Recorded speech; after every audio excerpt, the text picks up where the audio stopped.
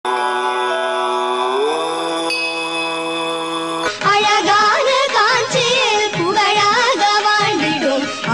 कामाक्षि उमये.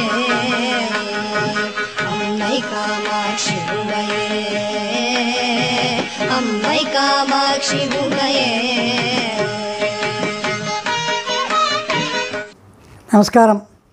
காமாட்சி சங்கரா channel சார்பாக போன எபிசோடில் மகாபெரிவா உபனிஷத்தில் வரக்கூடிய ஒரு மந்திரம் அவருக்கு ரொம்பவும் ரசமாகவும் ஆறுதலாகவும் இருக்குது அப்படின்னு சொல்லிட்டு அந்த மந்திரம் என்ன, எதனால் அது அவருக்கு ரசமாகவும் ஆறுதலாக இருக்குது அப்படிங்கிறத பற்றியெல்லாம் சொன்னதை பற்றி பார்த்தோம். இப்போ இந்த எபிசோடில் கருட பஞ்சமி விரதம், முற்காலத்தெல்லாம் ஒவ்வொரு மாதத்துலேயும் ஒவ்வொரு விரதம் இருப்பாள். அதனால் பல பலன்களை அடைஞ்சுன்னு இருந்தாள்.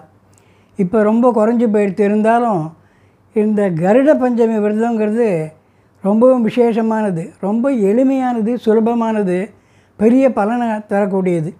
ஆந்திரா பக்கம்லாம் இதை ரொம்ப நிறைய கொண்டாடுறா. எதனால் இது விசேஷமானது அப்படிங்கிறத இந்த எபிசோடில் பார்க்க போகிறோம். அதுக்கு முன்னால் நான் வழக்கமாக கேட்குற கேள்வியை கேட்குறேன்.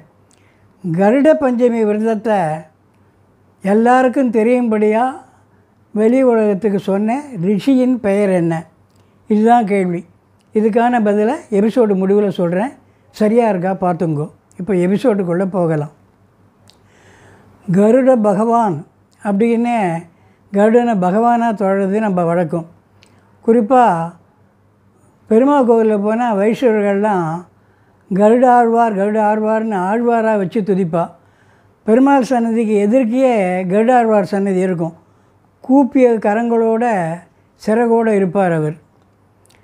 கருடனை ரொம்ப விசேஷமாக சொல்கிறதுக்கு காரணம், அவர் பகவானை சுமக்கக்கூடிய பாக்கியத்தை பெற்றவர். அவர் காஞ்சிபுரத்தில் வரதராஜர் கோவிலில் பிரம்மோற்சவம் நடக்கும். ஒவ்வொரு வைகாசி மாதமும் 10 நாள் ரொம்ப அமோகமாக நடக்கும். அதில் 2 வேளையும் பெருமாள் ஒவ்வொரு வாகனத்தில் வருவார். அப்படி வந்தாலும் கருட சேவை அப்படின்னு கருட வாகனம் தான் ரொம்ப பிரசித்தமானது. இந்த பாரத தேசத்தில் இருக்கிற பல பகுதியிலேருந்து மட்டும் இல்லை, வெளிநாட்டிலேருந்தெல்லாம் கூட ஜனங்க பார்த்து அந்த கருட சேவையை ரசிப்பா. வரதராஜர் கருட மேலே ஏறிண்டு அந்த கோபுர வாசலில் வரத பார்த்து வரதான்னு உருகுவா ஜனங்க. அப்படி அந்த கருட சேவைக்கு ஒரு விசேஷம் உண்டு. தமிழ்நாட்டில் தான் கல்கருடன் அப்படின்னு நாம் கேள்விப்பட்டிருக்கோம். விஞ்ஞான அதிசயம் அது. அந்த கருடனை மூலஸ்தானத்துலேருந்து 4 பேர் தூக்கின்னு வந்துடுவார் சுலபமாக, பெருசாக இருக்கும். அதுக்கு அடுத்த இடத்துக்கு வந்த உடனே அந்த மண்டபத்தில் 8 பேர் தூக்குவா. அதுக்கு அடுத்த பகுதிக்கு வந்த உடனே 16 பேர் தூக்குவா. அதுக்கப்புறம் வந்த உடனே 32 பேர் தூக்குவா. இப்படி வெளியில் வர அதனுடைய கனம் கூட்டிகிட்டு போகும், உள்ளே போக போக குறைஞ்சிட்டே போகும். இது ஒரு விஞ்ஞான அதிசயம், அந்த காலத்துலேருந்து இருக்குது. இது கருடனுக்கு மட்டுமே ஏற்பட்டிருக்குது. கருடன் கஷ்யபருக்கும் வினதை அப்படிங்கிறவருக்கும் பிறந்தவர்.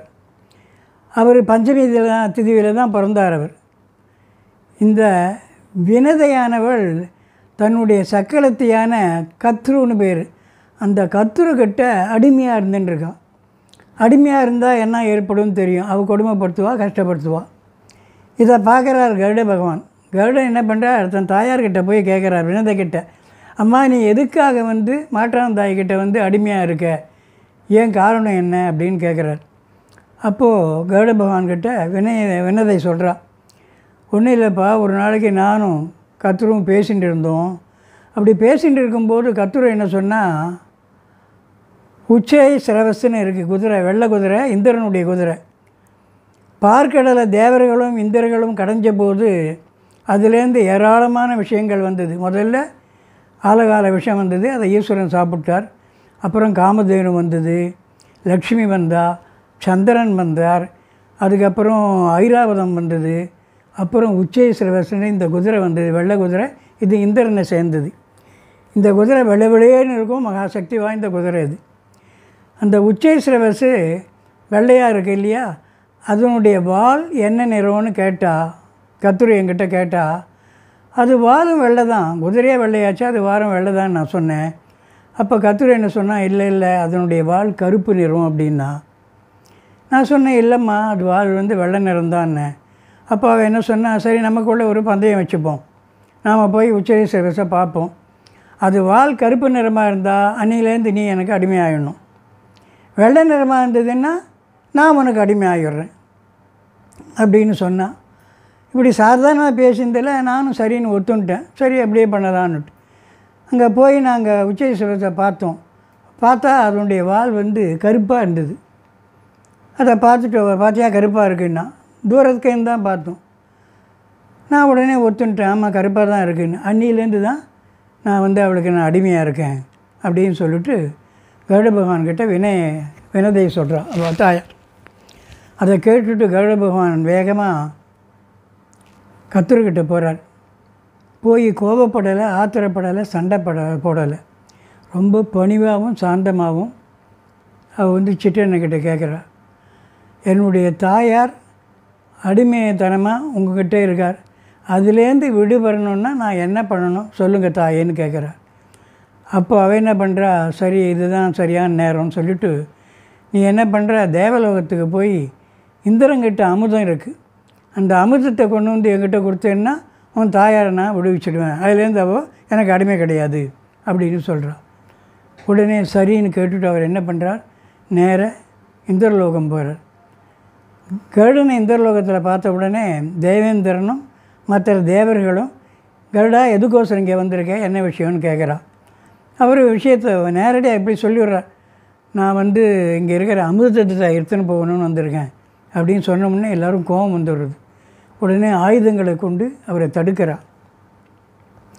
அவர் வந்து பலவான், தைரியசாலி, புத்திமான், ஆனால் பணிவு அடக்கம் நிறைஞ்சவர். அதனால் தேவேந்திரன்கிட்ட அவர் சண்டை போடலை. ஆயுதங்களை கொண்டு தடுத்த உடனே அவர் என்ன பண்ணுறார், பதிலுக்கு தடுத்துன்னு தான் நிற்கிறார். அப்போ இந்திரன் என்ன பண்ணுறான், வஜ்ராயுதத்தை எடுத்துடுறான். வஜ்ராயுதத்தை எடுத்து தடுத்த உடனே கருட பகவான் என்ன பண்ணுறார், அதுக்கு மரியாதை கொடுத்து தன்னுடைய சிறகுகளை ஒன்றை எடுத்து அர்ப்பணம் பண்ணி விடுறார். அதை பார்த்த உடனே இந்திரனுக்கு ரொம்ப சந்தோஷம் ஏற்பட்டு போயிடுது. அந்த அளவுக்கு அவர் தியாகம் பண்ணுறாருன்ட்டு, எதுக்கோசரம் நீ அமிர்தத்தை எடுத்துன்னு போக வந்திருக்கேன்னு கேட்குறார். அப்போ கருடன் சொல்கிறார், என்னுடைய தாயார் வந்து அடிமையாக இருக்கா என் சிற்றன்கிட்ட, என் தாயாருடைய அடிமையிலேருந்து மீட்கணும், அதுக்காக தான் நான் அமிர்தத்தை எடுத்துன்னு போக வந்தேன்.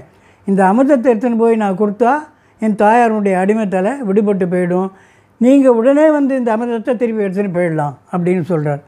அதை கேட்ட உடனே இந்திரன் ரொம்ப சந்தோஷப்பட்டு, சரி நீ போய் அமிர்தத்தை எடுத்துன்னு போ, நான் அப்புறம் வந்து அங்கேருந்து அதை எடுத்துக்கிறேன் அப்படின்னு சொல்லிவிட்டு அத்தோடு ஒரு வரம் கொடுக்குறார்.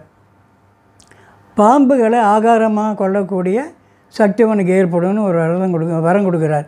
அதுலேருந்து தான் பாம்புக்கு பகை கருடன் அப்படிங்கிறது ஏற்பட்டது. இவர் நேராக போகிறார், அமிர்தத்தை எடுக்க போகும்போது அதை காவல் காக்கிறவா சில பேர் இருக்கா, அவள்லாம் என்ன பண்ணுறான்னா கடுமையாக எதுக்கிறா கருட பகவானை. அவர் பலமும் தைரியமும் நிறைஞ்சவர். அதனால் எதுக்கிறவாளெல்லாம் எதிர்த்துட்டு அவளை தோக்கடிச்சுட்டு அந்த அமிர்தத்தை எடுத்துட்டு நேராக வந்துடுறார். வந்து கத்தர்கிட்ட கொடுக்குறார். அவள் சிற்றன்கிட்ட கொடுத்த உடனே அவளுக்கு சொல்ல முடியாத சந்தோஷம். சரின்னு சொல்லிவிட்டு, இன்னிலேருந்து உன்னுடைய தாயார் வந்து பூரணமாக விடுதலை அடைஞ்சிட்டா, எங்கிட்ட அடிமை இல்லை அப்படின்னு சொல்லி அன்னிலேருந்து தாயாரை விடுத்துடுறா. இது எந்த கொடுக்கிறதுன்னா, ஒரு மகன் தன்னுடைய தாய்க்காக பண்ண தியாகம், மேலே போய் அமிர்தத்தையே கொண்டு வந்தது, தன்னுடைய சிறகையே தாய்க்காக அர்ப்பணம் பண்ணது, இதை குறிக்கக்கூடியது. இது நடந்த தினம் வந்து வைகாசி மாத சுக்லபக்ஷ பஞ்சமி திதி.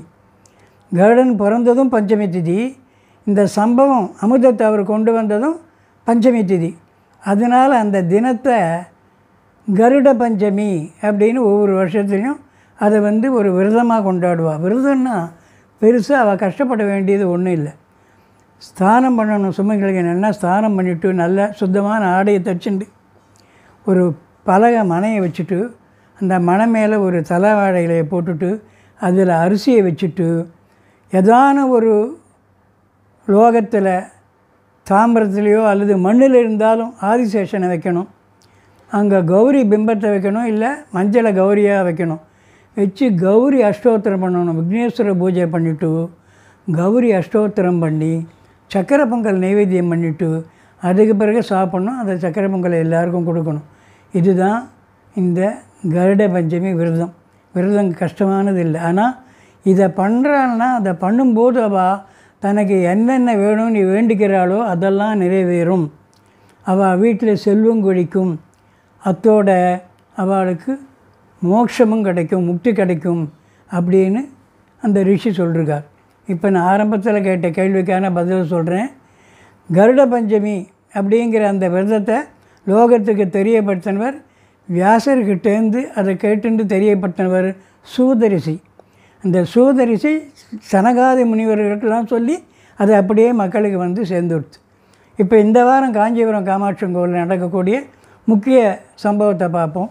21ஆம் தேதி வெள்ளிக்கிழமை தங்கரதம். அடுத்த வாரம் வேறு சில முக்கிய நிகழ்ச்சிகளோடு சந்திப்போம். மகாபெரிவா பாதாரவிந்தங்களே சரணம். ஹரஹர சங்கர, ஜெய ஜெய சங்கர, ஜெய ஜெய காமாட்சி. शंकर जय जय शंकर